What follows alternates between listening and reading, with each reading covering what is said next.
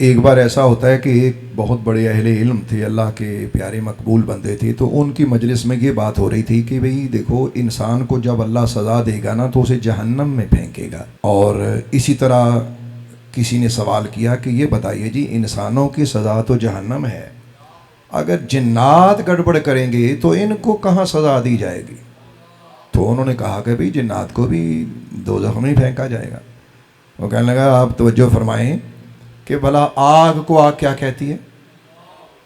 چلیں، ہمیں تو سمجھ میں آتا ہے کہ ہمارا مٹی کا جسم ہے، مطلب اربع عناصر سے ہم بنے ہیں، 4 چیزوں سے ہماری تخلیق ہے: آگ، مٹی، پانی، ہوا۔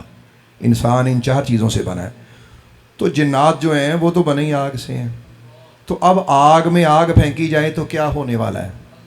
مسکرائے ہنسے، کہنے لگے کہ ابھی جواب لینا ہے یا کچھ ٹھہر کے؟ کہنے لگے جی آج میں نے جانا ہے تو کل ذرا اچھے طریقے سے میں اس کا جواب لوں گا۔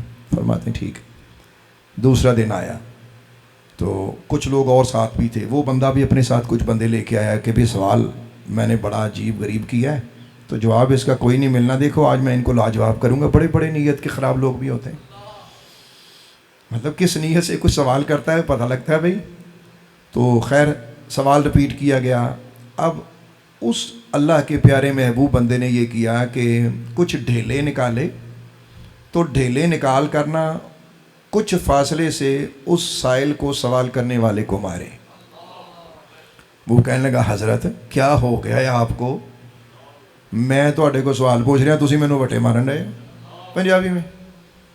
تو مسکرائے، فرمانے لگے کیوں، کیا ہوا ہے؟ کہنے لگا مجھے لگ جاتی تو زیادہ آپ زور سے مار دیتے تو کچھ ہو جاتا۔ فرمانے لگے یہ بتا کہ میں نے تجھے کیا مارا؟ کہنے لگا جی مٹی کا ڈھیلا۔ آپ نے فرمایا تو کس چیز سے بنا ہوا ہے؟ کہتا جی مٹی کا۔ فرمایا مٹی کو مٹی تکلیف دے سکتی ہے؟ کہنے لگا جی بالکل دے سکتی ہے، آپ دوبارہ نہ ایسا کام کیجئے گا، میں صحیح آدمی نہیں ہوں۔ ہنسے، فرمانے لگے اوہ نیک بختہ، جواب تیرے اسی جواب کے اندر ہے کہ اگر مٹی ایک مٹی والے انسان کو تکلیف دے سکتی ہے تو آگ دوسری آگ کو کیوں نقصان نہیں دے سکتی؟ جیسے مٹی نے مٹی کو تکلیف دی، ایسے ہی آگ بھی آگ کو تکلیف دے گی۔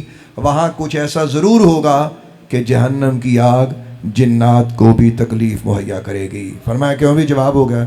کہنے لگا جی بڑا اچھا سمجھ میں آیا۔